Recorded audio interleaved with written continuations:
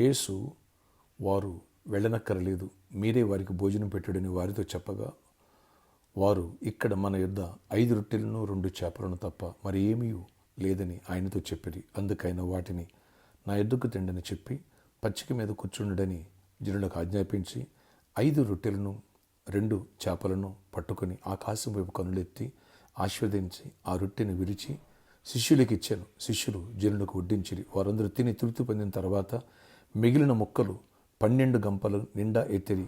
స్త్రీలను పిల్లలను కాక తినిన వారు ఇంచుమించు 5,000 మంది పురుషులు. మత్తయి సువార్త 14వ అధ్యాయము 16 నుంచి 21 వచనం వరకు. Praise Jesus. ఈరోజు సెప్టెంబర్ 1 మండే. Good morning. పరలోకనిచ్చే సంఘ బిడ్డలందరికీ, ఆత్మీయులందరికీ కృప సమృద్ధి కలుగునుగాక. ఆమేన్.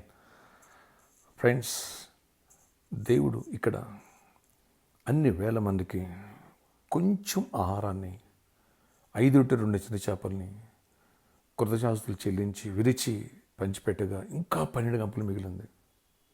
కొంచెం అంత పెద్ద మొత్తం చేసిన దేవుడు కొంచెంగా ఉన్న నీ జీవితాన్ని మల్టిప్లై చేయలేడా? దీవించలేడా? కొద్దిగా ఉన్న నీ ఆదాయాన్ని, కొద్దిగా ఉన్న నీ వనరులను దీవించలేడా?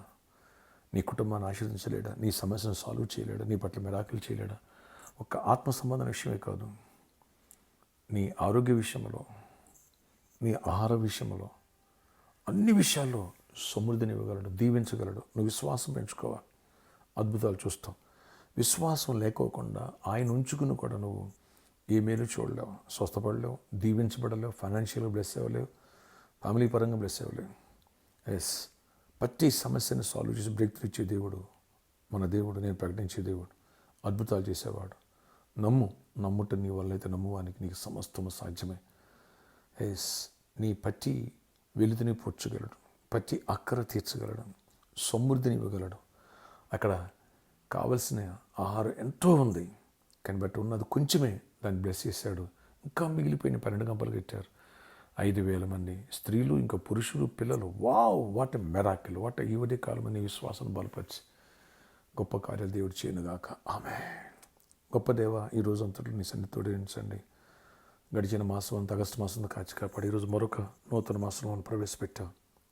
ఈ సెప్టెంబర్ మాసం అంతా నాయన నీ రెక్కలైన కాయండి, దాయండి, నూతన క్రియలు చేయండి, విశ్వాసాలు బలపరచండి. కొంచెం పెద్ద మొత్తం కావాలి, ఇంకా సమృద్ధిని చూడాలి.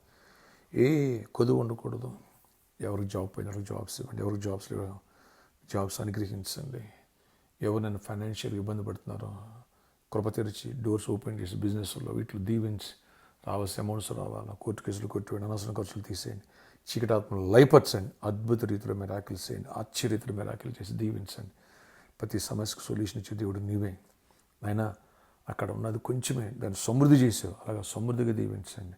వ్యాధిగ్రస్తులను స్వస్థపరచండి, బలహీనను బలపరచండి, మరణాంతకన వ్యాధిని విడిపించండి, కుమారకను సంపూర్ణంగా స్వస్థపరచండి. ప్రతి వ్యతిరేకతను కొట్టివేయండి. ఎవరు ఆయన సిక్ అయినారన్న స్వస్థపరచండి, ఎవరు అవసరాలు తీర్చండి. పరలోకని సంఘాన్ని దీవించండి, చిన్న బిడ్డలను దీవించండి, యవనస్తులను దీవించండి, వృద్ధులను దీవించండి, పెద్దలను దీవించండి. స్కూల్స్ కాలేజీలు చూడండి, దీవెనతో వేయించండి. ఆయా సీట్స్ కోసం, ఆయన పోస్టుల కోసం వెయిట్ చేసిన బిడ్డలకి కృప తెరిచి నీ కృపగల గొప్ప కార్యాలు చేసి మహిమ చెందండి.